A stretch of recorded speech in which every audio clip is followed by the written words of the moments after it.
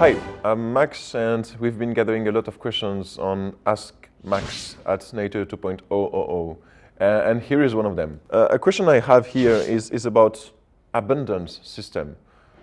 What is it? What is an abundance system? Well, what is abundance? Abundance is that there is so much of it that you don't have to care about it. If you pinpoint it a bit more, then you have created a system that delivers the goods that are essential, and the system is very resilient. And we know this system because of, for example, the oxygen system.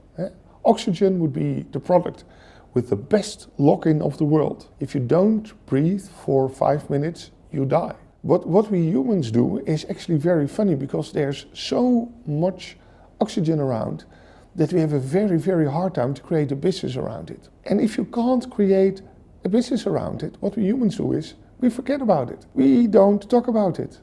Have you thought about breathing today or yesterday? Only the yoga teachers say yes, the others no. And we don't talk about oxygen, we talk about trust in oxygen, because it just disappears. That means that things, goods that are abundant to us will become less and less of a problem.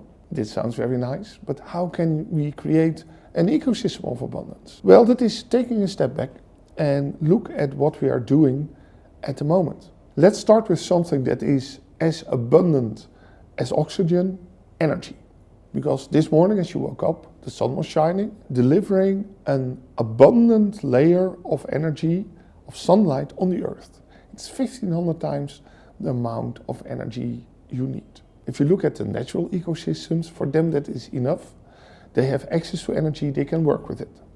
Not us humans. We created an ecosystem where, although there is abundant energy on your roof, and you need it 1.5 meters below your socket, our system that we created transports energy nationally and internationally. We have a lot of entities who are part of the energy system who compete on price, and the cheapest one wins. And we have mastered the art of creating a system where there's always enough electricity everywhere. But we do this with a very complex system and a number of parties who are in there to make money. And they are fighting with each other. The fact that you pay for energy enables them to have their market where they make their profits. But competition is the form of symbiosis in nature where all the entities lose. We know competition from games because we are always playing to win. But we also have different games. Cooperative games where we cooperate with each other. And this is a lot like the other forms of symbiosis you find in nature. The great thing there is that it is built on the forces of people helping each other.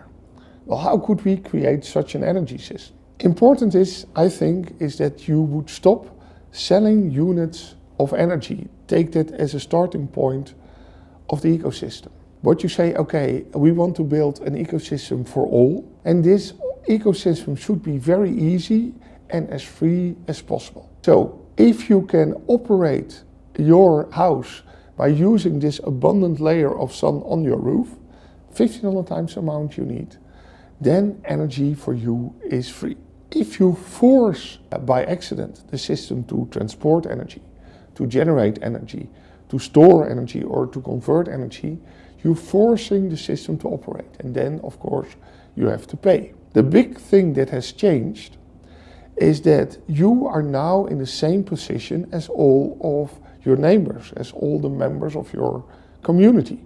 It is beneficial to cooperate together and to co-create. You share the same interest. You want to make the system more resilient so that the system can handle the problems itself and you don't have to pay for it. And this you can do by cooperating, by co-creating, by co-funding. We're talking about energy.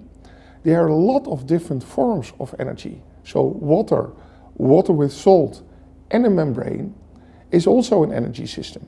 And all the houses have water entries. If I want to create an ecosystem where I sell this water energy to compete with electricity energy, this would be very tough. But if you are cooperating, co-creating an additional solution in your ecosystem that enables you all to do not have to pay, then this becomes very easy. The narrative has completely changed. And what will happen, I suppose, is that you will have more and more different energy solutions in your community who all respond differently, who all solve problems differently. That means that the system gets more and more resilient. You have created basically an energy commons. And because there are a lot of different alternatives already there, you have created this ecosystem of abundance, of enough different energy solutions, not only raw energy but functioning energy for the household. So this is an example how to completely rethink a narrative and now ask yourselves, okay, if I want to create a starting point for this, how can I start? How can I build?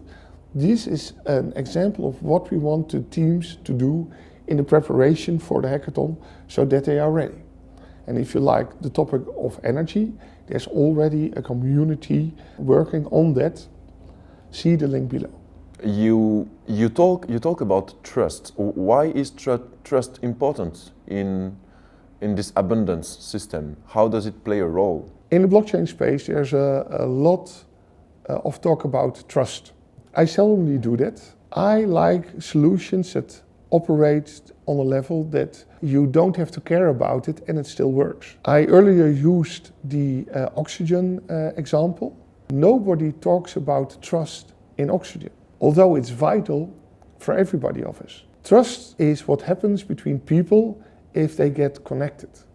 And I think getting this connection is the important part of trust. Say I create this abundance system. What will prevent me to have someone picking my idea, picking my everything and creating a business from it? You will notice that if you change the purpose of something, it radically changes. So create a business that does not make money. If you start to try to think about that, you immediately discover that it's going to change radically. What you need is questions that sound crazy, but let you look at a part of the world where normally people aren't looking. A nice exercise I like to do is to go with the people to the moment that they are 11 years old. What they then can do is follow their dreams. Why? Because there are entities which are then called mom and dad, and they are enabling the complete ecosystem. They are taking care of the housing, of the food, of the clean clothes, of the fact that the house is warm. And that gives us time to pursue the things we are really passionate about. If you try to build an ecosystem like this, and then you can ask, okay, how can I automate the things that are important for me during the day, but of which I forget everything when I go to sleep? Then you get a kind of a feeling what machine-to-machine ecosystems could do. And then they become your digital mom and dad. If your take is, I want to solve the big problems of the world, then you can look at, for example, world hunger and think about, okay, if I want to feed everybody on Earth, how many food do I need? And how can I build a system towards abundance to operate that? So it's very much about the crazy questions you have. So one, we offer the questions here in FAQ. Two, if you still not can find the answer, please contact us and we will do a co-creation session with you.